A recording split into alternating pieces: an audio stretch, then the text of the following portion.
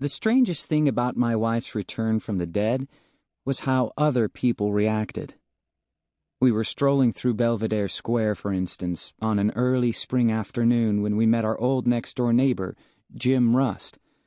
"Well, what do you know?" he said to me. "Aaron!" Then he noticed Dorothy beside me. She stood peering up at him with one hand shielding her forehead from the sun. His eyes widened, and he turned to me again. I said, "How's it going, Jim?" Visibly, he pulled himself together. "Oh, great," he said. "I mean, or rather, but of course we miss you. Neighborhood is not the same without you." He was focusing on me alone, specifically on my mouth, as if I were the one who was talking. He wouldn't look at Dorothy. He had pivoted a few inches so as to exclude her from his line of vision. I took pity on him. I said, "Well, tell everybody hello." And we walked on. Beside me, Dorothy gave one of her dry chuckles. Other people pretended not to recognize either one of us. They would catch sight of us from a distance, and this sort of jolt would alter their expressions, and they would all at once dart down a side street, busy, much to accomplish, very important concerns on their minds. I didn't hold it against them. I knew this was a lot to adjust to. In their position, I might have behaved the same way. I like to think I wouldn't, but I might have. The ones who made me laugh aloud were the ones who had forgotten she'd died. Granted, there were only 2 or 3 of those, people who barely knew us. In line at the bank once, we were spotted by Mr. Von Sant, who had handled our mortgage application several years before. He was crossing the lobby and he paused to ask, "You two still enjoying the house?" "Oh, yes," I told him, just to keep things simple.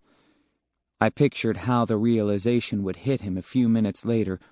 "Wait," he would say to himself as he was sitting back down at his desk. "Didn't I hear something about—" Unless he never gave us another thought, or hadn't heard the news in the first place. He'd go on forever assuming that the house was still intact, and Dorothy still alive, and the 2 of us still happily, unremarkably married. I had moved in by then with my sister, who lived in our parents' old place in North Baltimore. Was that why Dorothy came back when she did? She hadn't much cared for Nandina. She thought she was too bossy. Well, she was too bossy.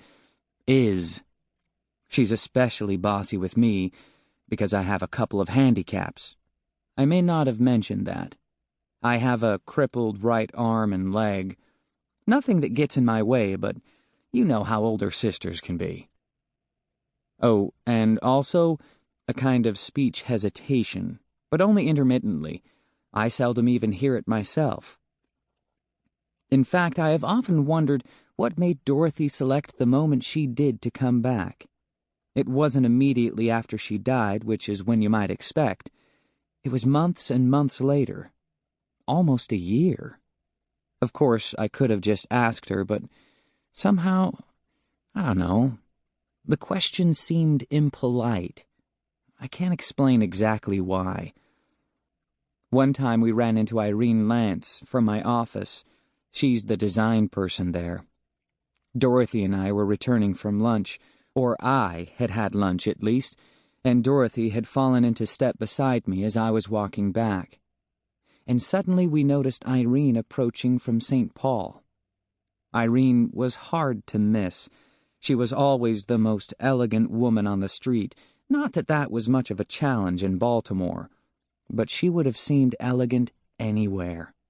She was tall and ice blonde, wearing a long flowing coat that day with the collar turned up around her throat and the hemline swirling about her shins in the brisk spring breeze. I was curious. How would a person like Irene handle this type of thing? So I slowed my pace, which caused Dorothy to slow hers, and by the time Irene caught sight of us, we were almost at a standstill, both of us waiting to see what Irene would do. 2 or 3 feet away from us, she stopped short. "Oh, my God," she said. We smiled. "UPS," she said. I said, "What?" "I phoned UPS for a pickup, and there's nobody in the office." "Well, never mind. We're heading back there right now," I told her.